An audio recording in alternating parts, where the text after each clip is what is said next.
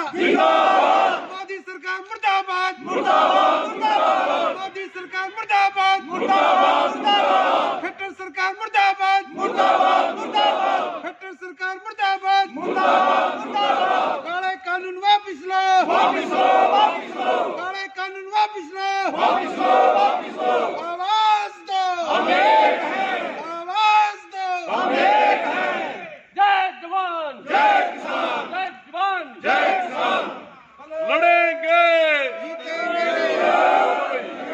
लड़ेंगे लड़ेंगे लड़ेंगे लड़ेंगे।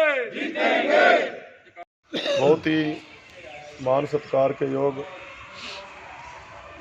आज हमारे इस एरिए के बड़े बुजुर्ग नेता सरदार जीवन सिंह जी, भाई छत्रपाल सिंधड़, करनाल ज़िले के उप प्रधान भाई परमजीत मांगेवाला, जो हमारे यहाँ ब्लॉक के प्रधान है, भाई सुख कालों शहरी प्रधान संत से वाला साहब भाई हैं। हमारा आने का एक ही मकसद है, करनाल ज़िले की संयुक्त किसान मोर्चा की बैनर नीचे एक बहुत बड़ी 14 फरवरी को सुबह 10 बजे इंद्री की अनाज मंडी में एक किसान मजदूर महापंचायत का नाम दिया गया है और उस पंचायत में हमारे संयुक्त किसान मोर्चा के 3 बड़े नेता सरदार गुरनाम सिंह चडूनी, चौधरी राकेश टिकैत, सरदार बलबीर सिंह राजेवाल विशेष तौर पर पहुंच रहे हैं। उनके अलावा राजस्थान की यूनियन से प्रधान रंजीत सिंह राजू और इसके अलावा दिल्ली से भी और यूपी के और यूनियन के नेता भी पहुंच रहे हैं। ये हमारे लिए, पूरे ज़िले के लिए बड़ी गर्व की बात है। हमारी जिला स्तर की ये किसान मजदूर महापंचायत रखी गई है। हमने इंद्री को चुना, इंद्री के भाइयों की मांग थी, इसको हम करवाना चाहते हैं, हम अगुवाई करेंगे। हमने उनको ये मौका दिया, पर अब ये फर्ज पूरे ज़िले का है। हमारे आगे सीधा टारगेट है, जो बांगर की धरती पे कंडेला में जो पंचायत हुई, हमने करनाल ने उसका रिकॉर्ड तोड़ना है। ये हमारी उत्तरी हरियाणा की बहुत बड़ी किसान मजदूर महापंचायत होने वाली है। जो कंडेले में 1 लाख लोग थे, तो हमने वहाँ 1.5 लाख लोग लेके पहुँचना है। पूरे करनाल से, हर गांव से, हर तरफ से और साथ लगते कुरुक्षेत्र यमुनानगर जिलों से भी बहुत बड़ी संख्या में लोग कैथल ज़िले से भी उस पंचायत का हिस्सा बनने जा रहे हैं। और ये 14 फरवरी को सुबह 10 बजे जो इंद्री की अनाज मंडी है, वहाँ पर ये पंचायत रखी गई है, जिसको किसान मजदूर महापंचायत का नाम दिया गया है। और 6-7 पंजाबी सिंगर भी उसमें अपनी हाजिरी भरने आ रहे हैं। सुबह 10 बजे पहुँच जाएंगे। और ये तीनों बड़े नेता गुरनाम सिंह चडूनी जी, चौधरी राकेश टिकैत जी और बलबीर सिंह जी राजेवाल विशेष तौर पर पहुँच रहे हैं। पसंद के सभी भाइयों का धन्यवाद करते हैं। आज ये मीटिंग रखी गई थी, समय हमारे पास सिर्फ कल का बचा है। सभी से ये अपील करेंगे, अपने स्तर पर प्रचार आपने कल का ही चालू कर दिया है। अब भी जिन गाँव में पहुँच सकते हो पहुँचो और पहुँच के हर जगह अनाउंसमेंट करवाओ। और जैसे करनाल ज़िले ने अब तक इस आंदोलन में अपना बहुत बड़ा हिस्सा दिया है। करनाल की बात करो, पाडा में मुख्यमंत्री का प्रोग्राम था, ये असंध में बैठे हैं, असंध हल्के कई गाँव हैं, वहाँ पर उसके हेलीपैड पाट दिया गया, प्रोग्राम कैंसिल करवाया गया। उसके बाद कैमला का जो हुआ घटनाक्रम, मुख्यमंत्री को वहाँ से भगा दिया गया। पूरे देश में उसकी आवाज़ उठी, सारे देश में बीजेपी को बहुत बड़ा एक विरोध झेलना पड़ा। उसके बाद गरोंडा टोल पर पैरामिलिट्री फोर्स लगाई गई, भाई इसका धरना चुकवाना है, लंगर चुकवाने हैं। वहाँ पर भी हज़ारों की संख्या में सभी साथी पहुँचे और इसको कामयाब किया। तो आज यही बेनती करने, अपील करने आए हैं।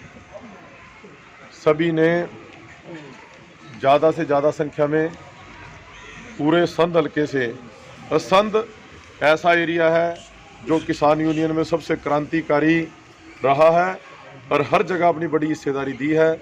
इंद्री वाली महापंचायत में संध एरिया बहुत बड़ी संख्या में अपनी हाजिरी लगाने जा रहा है। उसी की बेनती और अपील करने आए हैं और ये उम्मीद करते हैं संध के हर गांव से और पूरे संध से हज़ारों की संख्या में किसान, मजदूर, सभी 36 बरादरी के भाई इस पंचायत का हिस्सा बनेंगे और सभी ने इसको मिलजुल कर इसका प्रचार करके और एक इतना बड़ा मैसेज दें सरकार को ये दिखा दे भाई पूरा हरियाणा इस आंदोलन में एक है, चाहे हमारे मजदूर भाई हों, चाहे किसान हो, चाहे छोटा व्यापारी हो, ये सारों की साझी लड़ाई है। हम मिलजुल कर इस लड़ाई को एक दिन जरूर जीतेंगे। यही अपील करनी थी। सभी संघ वाले जो हमारे सीनियर बुजुर्ग नौजवान साथी आए हैं, सभी का बहुत बहुत धन्यवाद करते हैं। और कल से इन्होंने प्रचार चालू किया हुआ है और ये एक बहुत ही कामयाब महापंचायत होने वाली है। आप सभी का बहुत बहुत धन्यवाद। और साहब नज़दीक आ जाओ थोड़ा, तुम खड़े हो जाओ। अब कंडेला, गोमथड़ा और अब इंद्री एक दौर सा चल पड़ा है और कई लोग ये सोचना शुरू कर दिया, बहुत सारे लोगों ने, कि कहीं ना कहीं ये दरवाज़ा राजनीति की तरफ जा रहा है।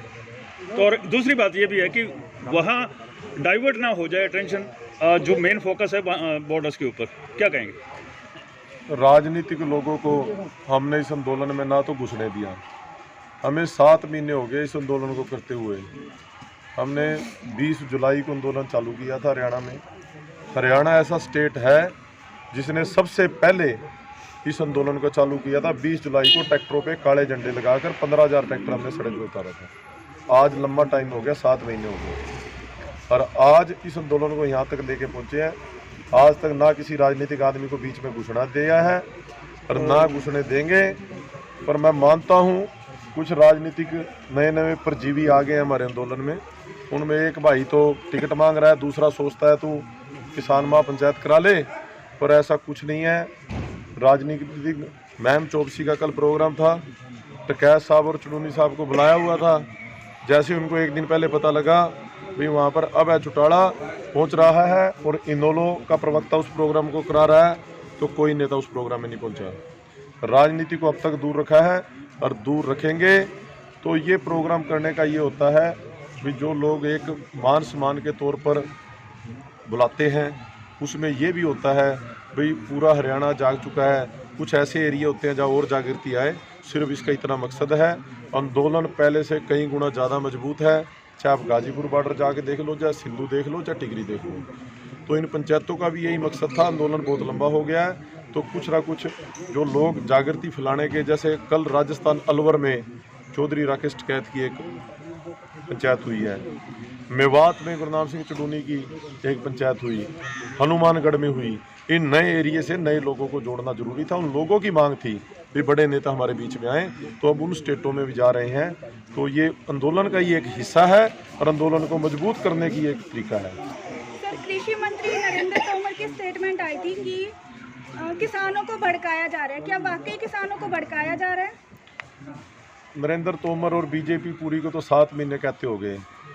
कभी उन्होंने इस आंदोलनकारियों को पाकिस्तानी का, कभी आतंकवादी का, अब हमारा प्रधानमंत्री आंदोलनजीवी कह रहा है। इनको शर्म से डूब के मर जाना चाहिए।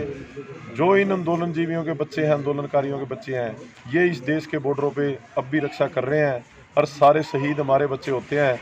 गुजरात से है हमारा मुख्यमंत्री, बताए वहाँ से कितने नौजवान कभी बॉर्डर पे शहीद हुए हैं। तो ये जो कल राहुल गांधी ने बात की, हम दो हमारे दो, ये दोनों अमित शाह और मोदी और अंबानी अंडानी, इन्होंने इस देश को बर्बाद करने का ठेका ले लिया है। इनको किसी देश की जनता से कोई मतलब नहीं।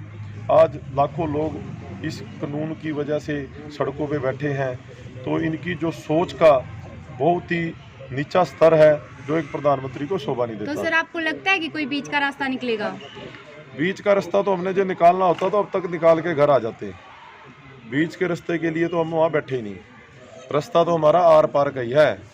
आंदोलन जो ये तीनों कानून रद्द कराने, एमएसपी की गारंटी। तो सर, आप बता सकते हो ये 3 कानून कौन से हैं, क्योंकि हमारी जनता को पता नहीं है अभी तक। जो सबसे पहला कानून तो है एपीएमसी, जो मंडी को ख़त्म करने के लिए उसके पैरेलल एक प्राइवेट मंडी तैयार की जाएगी और जिसमें बिना टैक्स के कोई भी प्राइवेट कंपनी फसल को खरीद सकती है। पहला जो फर्स्ट ऑर्डिनेंस तो है एपीएमसी एक्ट, जो इन्होंने ख़त्म किया है। और उसके बाद जो दूसरा है एसेंशियल गुड्स, जो जरूरी वस्तु अधिनियम 1955 था, वो इन्होंने ख़त्म किया। उसमें एक पहले कानून होता था, यदि किसी चीज़ के भाव ज़्यादा बढ़ेंगे रेट, तो उसमें सरकार के पास एक पावर होती थी, जितना गोदामों में पड़ा माल होता था, अनाज, दालें और प्याज, आलू भी ज़रूरी वस्तु में आते थे, तो उस माल को सरकार मार्केट में सरेंडर करवा देती थी और कोई भी व्यापारी 20 क्विंटल से ऊपर माल स्टॉक नहीं रख पाता था। इन्होंने उस कानून को ख़त्म कर दिया। अब पूरे देश की दाल, अनाज